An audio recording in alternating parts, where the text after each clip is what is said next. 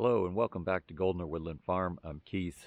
It is November 15th and thought I'd give you an update on the big progress we have with the shipping container guest house. I really had hoped to give you more sort of in-process video, but ran into a couple issues. I had taken videos while Dan and Mike were doing some of this work, and unfortunately my memory card got corrupted. I was also hoping to get my drone up to get some drone shots while they were working on the roof framing, and found out the battery for my drone was dead, so I had to order a new battery, and it hasn't come in yet. So this is going to be an update after a lot of this work is done, even though I had done some filming while they were working on it. But we'll take some time and we'll go through some of the detail that we've got here. So we'll start inside with some of the progress, big progress going on inside. We were waiting for this roofing framing material to come, and did get the shiplap, the cherry shiplap, back from the cabinet maker, and so Dan and Mike were able to get these two walls put up, and then also get the kitchen wall shiplapped with the shiplap that we had left from the house. There's a few more boards of that left, but the the rest of the shiplap for the rest of the container we have since picked up. It was unfinished, and so dropped that off to have it painted to match, and hopefully we'll get that by the end of next week. So this is the cherry. We had one really nice cherry tree that we had cut down a little over a year ago, and had it milled. My neighbor has a sawmill. We had it milled into these boards, and then had made into shiplap. And so this is wood from a tree here on the property. Really happy with how this has come out and how it looks, matched up with the white, and then also with the galvanized on the ceiling.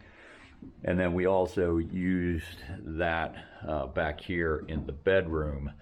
Now, we were a little short, so we pieced together a few pieces down here, but you won't see it because we're going to have a headboard over that. So it's really, again, we're really happy with how well that came out. So super excited. And, like I said, they were also able to get this white shiplap on here while we were waiting for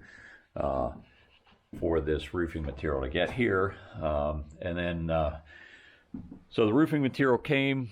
Again, this was a last minute change. We had not anticipated doing a roof, but because we had this issue with really seeing what happens when the rain hits the top of the container, just thought it probably made a lot of sense to put that on to give better protection for the windows and doors.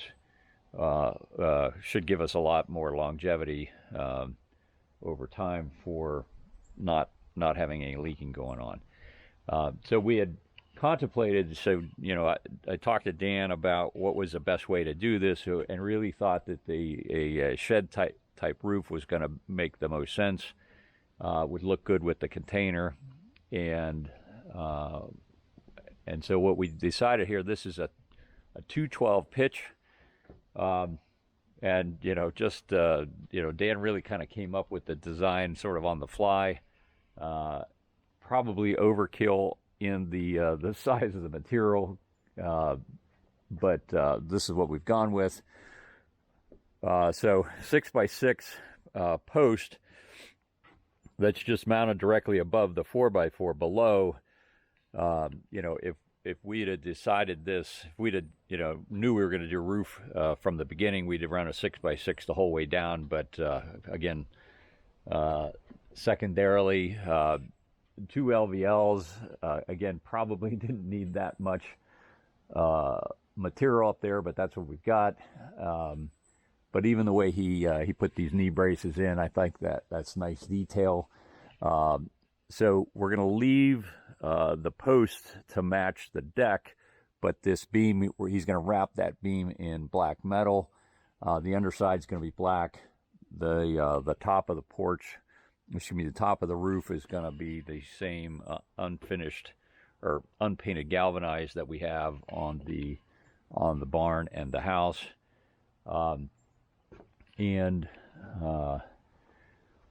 What we're hoping, or right now the current plan, is we're going to use the steel cutout from the doors and the windows to match this piece up here.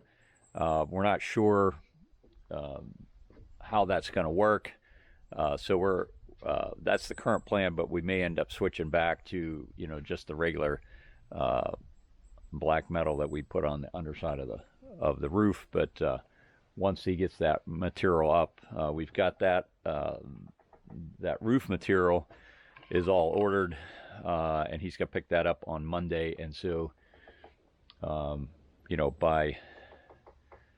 probably by Tuesday we'll have a roof up here. It won't all be done, but the metal will be on the top, and then there'll be quite a bit of time to do all that detail work with the soffit and the fascia and the underside, and finishing all that stuff. I'll get up here on the roof and show you some of the other detail that they did. I think figuring out how to attach this to the container and get the slopes all right, was a fair amount of work, sort of, again, just kind of on the fly. But I think they did a nice job coming up with what they did. So we're up here on top of the container. Like I said, they've got all this framing done. One of the things was trying to figure out how to attach, everything to the container. So what he ended up doing, and I think it's fine for this situation, is down the side he ran this 2x4, and underneath this tape are self-tapping metal screws that go down into the top of the container, and you can see that it's screwed in every few feet. And then this 4x4 is lagged in from the side into that 2x4, and the 4x4 was really there just to get us the right height so that our truss that goes out will give us a nice place to put soffit underneath there. And so that's going to be vented, but to go straight down through that 4x4 into that edge of the container is a much thicker, that's really where the big structural beam is for the container, and I think it's like a 1/4 inch thick steel.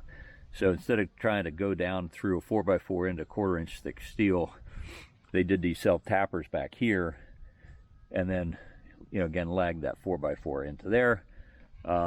We've got little hurricane straps,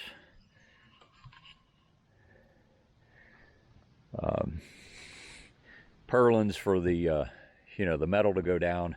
And then on this side, kind of the same idea as far as attaching the bottom of this little knee wall, and then put little kind of kickers back to support that as well. So there's a lot of framing here to just hold up a metal, the metal for the roof to keep water off of the container. But I think they did a nice job. Again, probably much more material than we needed, but then we don't have to worry about any kind of issues with snow load. It's not that we get that much snow here, but we definitely do. And at times we might get 12 or 15 inches, every few years. So, and we do have a power line now running up into here. We are planning on putting an outlet out here on this beam so we can run some lights, and there's a chance we're going to have an ERV maybe up here on the roof, or, on the top of the container, but underneath this roof. We're waiting. My HVAC guy that really did a lot of the work in the barn is working on a recommendation for ventilation into the container. So the mini splits really are just circulating air within the container, heating and cooling it, but they're not bringing fresh air in or exhausting stale air. So we're looking right now at a single room ERV. The square footage inside this container is maybe 300 square feet, and so we don't necessarily need a a large unit that's got ductwork and all that. And there are plenty of small sort of individual room ERVs that really don't draw very much power and should do just fine for this application. We put this I had him put this plastic up because we're supposed to get quite a bit of rain this weekend. At least the forecast was that. Right now it looks like a beautiful day. Today was supposed to be the rainy day, but again, we were a little concerned about some leaking in this sliding glass door. So they put this plastic up just temporarily for the weekend, but like I said, on Monday we should have metal up here.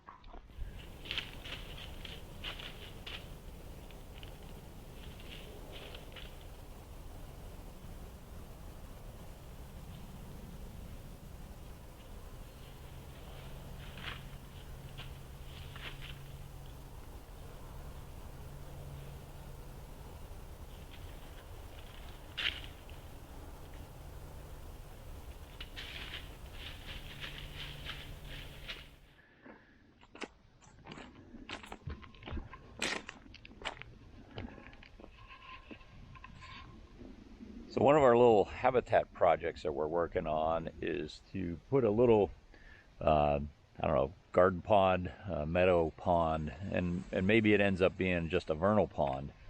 But I excavated this out maybe 2 weeks ago. Used the